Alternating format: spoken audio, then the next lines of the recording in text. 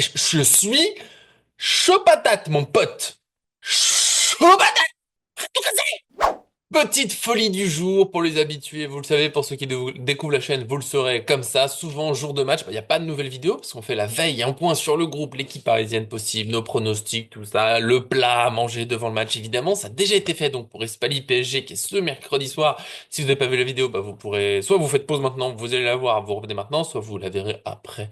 Évidemment, même si je vous le dis tout de suite, il y aura une petite folie à ce sujet, mais j'en reparlerai après parce qu'on est là d'abord sur du mercato. On va se lancer voilà, sur le petit point, c'est la période, c'est comme ça, on s'habitue un petit peu, là, c'est mercato, un peu de folie en plus en ce moment, et surtout des nouvelles concrètes, et ça, c'est du bonheur.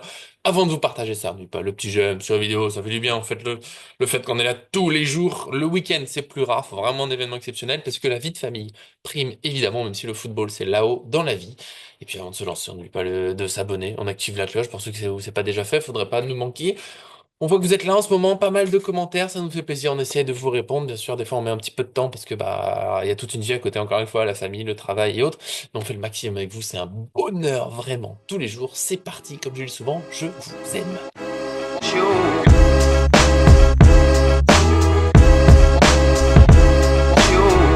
Vous l'avez vu sur l'image, vous l'avez vu dans le titre, je l'ai dit dans l'introduction, on va parler mercato et plutôt des bonnes nouvelles, enfin je pense, sauf si on n'est pas d'accord, vous avez toujours le droit de pas être d'accord tant qu'on en parle après, dans la bonne humeur, le respect et autres. Aucun souci, on peut débattre toute la soirée, il n'y a pas de souci, mais avant de parler mercato, petit point Espali PSG, puisque nous, quand on fait la vidéo, bah voilà, depuis que Lucien Riquet est entraîneur, le groupe sort le matin du match, c'est un peu compliqué nous niveau timing, on n'a pas le groupe complet.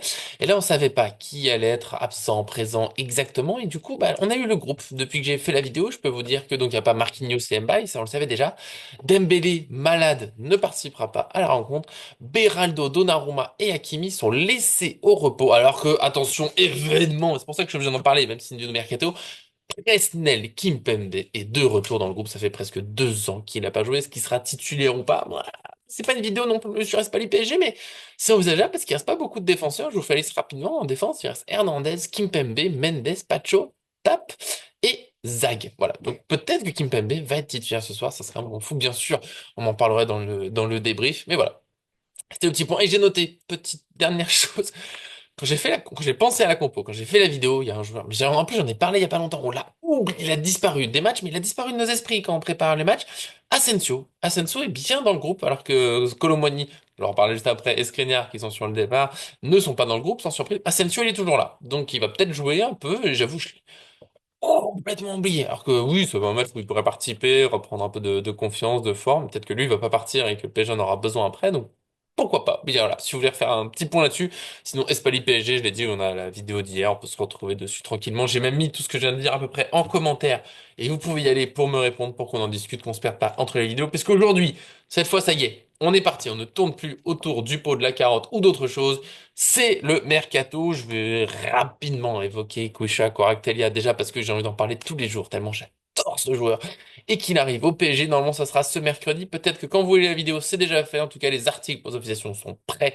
On est chaud, on est patate, visite médicale. Voilà. Normalement, c'est tout bon. Environ 80 millions d'euros, bonus compris. La partie fixe varie pas mal. Un contrat jusqu'en 2029, un salaire, bon alors là, ça va un peu dans tous les sens. Il y a du 8, 10, 11 millions d'euros.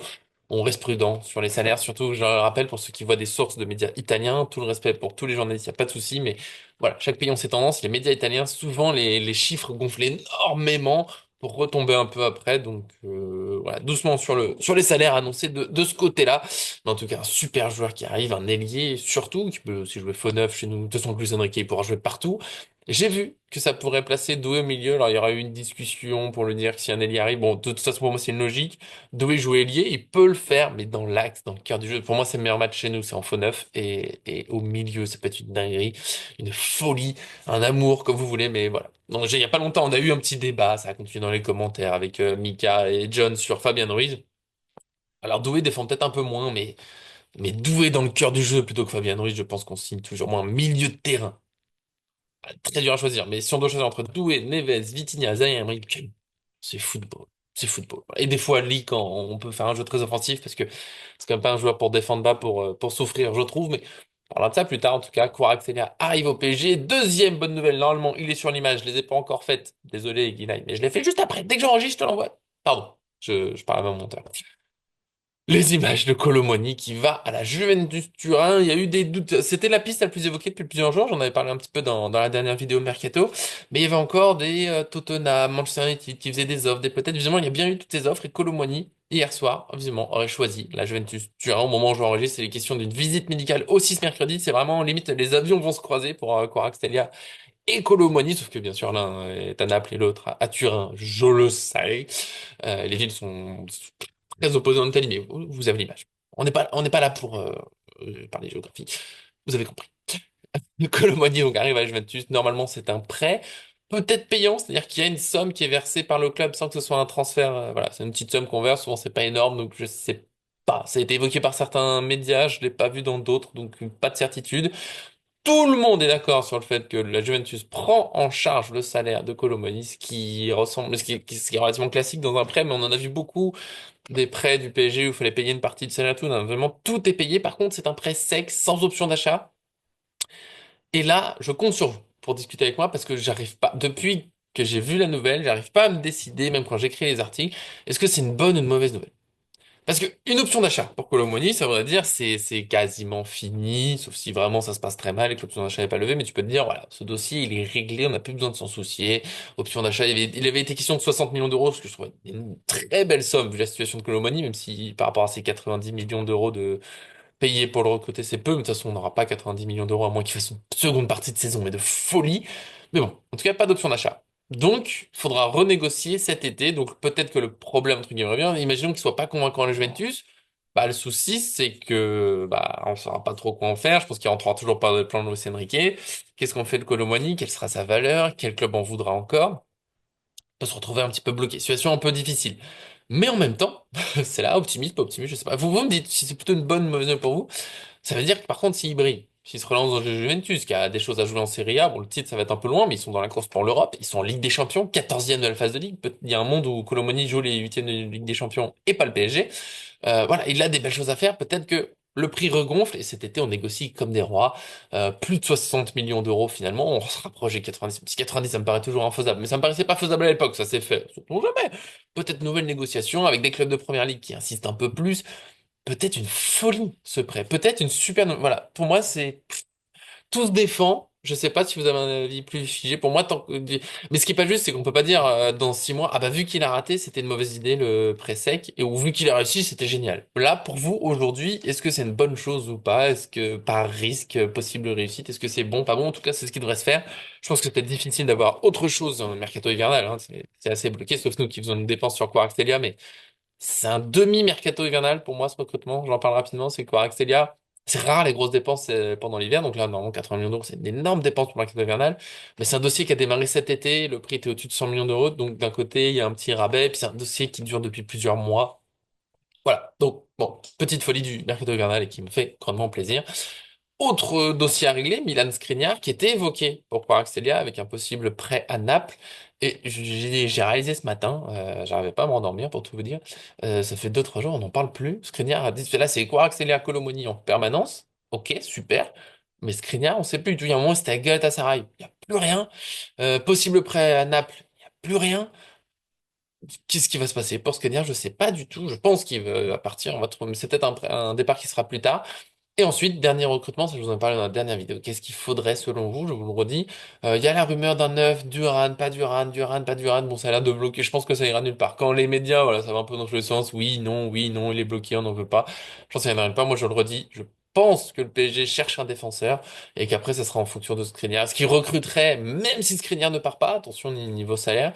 Est-ce qu'ils attendent d'avoir la recrue sûre pour laisser Skriniar partir? Il y a du sens parce que même si Luis Enrique est pas fan de Skriniar, bah, c'est quand même un joueur, donc tu le laisses partir. Il reste plus grand monde derrière. Kimpembe, on va voir son retour, mais on sait pas du tout ce que ça va donner. Est-ce que le PSG attend de voir le retour de Kimpembe pour foncer ou pas sur un défenseur, pour faire une dépense ou pour se dire, oh, on peut attendre cet été, on se prépare tranquillement? Moi, j'ai bien vu que ce PSG a changé. On a eu une époque où voilà, on recrutait, il fallait, on mettait le billet, point. Là, je reviens à Kvaratskhelia. On le voulait l'été dernier, c'était pas possible. Et ben on attend, on va être prudent, enfin on va être patient, on va attendre que le prix baisse peut-être, que ce soit un peu plus ouvert. Ça se fait finalement, super, c'est génial. On a quand même des joueurs en attendant. Et le PSG a une belle base. Voilà, il n'y a pas à foncer sur une recrue absolument à dépenser bam bam. Il y a des possibilités. Peut-être que ça dépend de Kimpembe, peut-être que ça dépend de Skriniar, peut-être que pas du tout. Voilà, j'attends de voir la suite. C'est la fin de ce petit point mercato, petit point Espali PSG aussi. Vous l'attendiez forcément. Et j'en profite pour en parler. Je remercie. On a eu une réponse déjà sur le live possible qui va se lancer sur Paris Fan. Maintenant que j'ai la fibre et que c'est un peu plus possible, je suis un peu plus de temps. Est-ce que vous êtes pour? Ah, j'ai déjà eu un oui, clairement. Et moi, j'adorerais échanger avec vous, j'imagine. Je vous le dis, on fera une vidéo peut-être vraiment que là-dessus, ou qui fera peut-être pas beaucoup de vues, mais tant pis, des fois il faut. Voilà, on discute, on prend le temps, et puis ceux qui sont abonnés seront là pour discuter avec moi. Moi, je vous le dis, le live, ça serait bien sûr parler directement avec vous par écrit. Enfin, vous pourriez écrire, mais même avoir des invités parmi vous qui viennent. On en prend un ou deux par jour, on discute en même temps. Moi, je risque de devoir travailler en même temps que le live, ça à prendre en compte. Il y a pas mal. J'écris, hein, faut pas oublier qu'à côté de YouTube, c'est surtout d'abord un site Parifan et j'écris énormément. Des fois, je pourrais peut-être pas parler pendant le live. Ce serait bien qu'il y ait des gens avec moi. Et je sais pas si on pourrait être plusieurs sur le live de Parifan. Bien sûr, ce serait l'idéal. J'aimerais avoir je vous le dis, au moins assez régulièrement des gens qui viennent avec nous, d'autres supporters. Voilà, mais on échange tranquillement pendant combien de temps? Ça vous tente? Je peux pas faire toute la journée, clairement, et je vous le redis, je ne peux pas faire la soirée. Vraiment très, très, très difficile. Faut oublier, du coup, il y a le site, il y a la chaîne YouTube. Je suis aussi entraîneur de gardien, entraîneur d'équipe, là c'est du U18, mais voilà, éducateur en club. Le temps est déjà bien occupé, j'ai une fille aussi, hein, vous envoyez des signes, hein, souvent autour de moi. Je crois qu'il y a son petit bonhomme qui est là sur la table, là-bas vous voyez des jouets, je vous rassure, ce ne sont pas les... Enfin, je pourrais, pas de jugement, laissons chacun s'amuser comme il veut, mais ce ne sont pas mes jeux perso, même si j'y joue énormément avec ma fille. Mais c'est un autre sujet.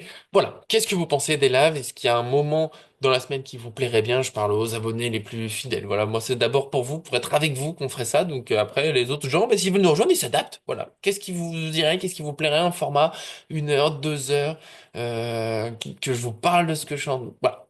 Toutes les idées, de toute façon, là je reparle un petit peu, on va voir petit à petit, je pense qu'on fera une vidéo posée où vraiment je parle que de ça, ce sera le sujet. Le live, on le lance, qu'est-ce que vous voulez, qu'est-ce qu'on fait, qu'est-ce qu'on peut faire, nous on doit réfléchir encore de notre côté, voir tout ce qui se passe. C'est tout. Pour cette vidéo du jour, je remercie Guinaï. Est-ce que vous voulez voir un jour Guinaï en vidéo? Moi, je veux.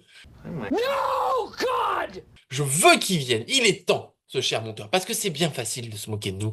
Hein? Je sais pas. Pas de colère. Pas de colère, mais est-ce que vous... Franchement, ça serait bien. Voilà. En tout cas, je vous aime. Je le dis, j'ai vu la question avant de lancer la vidéo. John va très bien. Il n'était pas dans la vidéo ces derniers jours parce qu'il travaille tout simplement. Donc il n'est pas là aujourd'hui mercredi. Normalement, il sera là demain pour le débrief d'Espali PSG et peut-être un peu de mercato. On verra ce qui s'est passé. Mika, là, ça fait quelques semaines, il a pris un travail. C'est compliqué pour être dans les vidéos. Ils en ont fait une solo il y a pas longtemps. On va voir. C'est pareil pour Arthur. Bah oui, on l'a dit, tout le monde travaille. Mais voilà, moi, c'est mon travail principal. Paris fan. Donc c'est plus simple. Voilà. Mais tout le monde va bien. Tout le monde va bien, on se revoit très bientôt, on vous aime, on vous adore, continuez, comme ça vous êtes au top. Des gros bisous, profitez du match, profitez du mercato, merci et à demain, je peux dire, bah, pour demain, je dis à très bientôt, alors je sais quand est-ce que la prochaine vidéo, normalement là c'est sûr que jeudi, on se voit, donc à jeudi et très bonne journée à vous.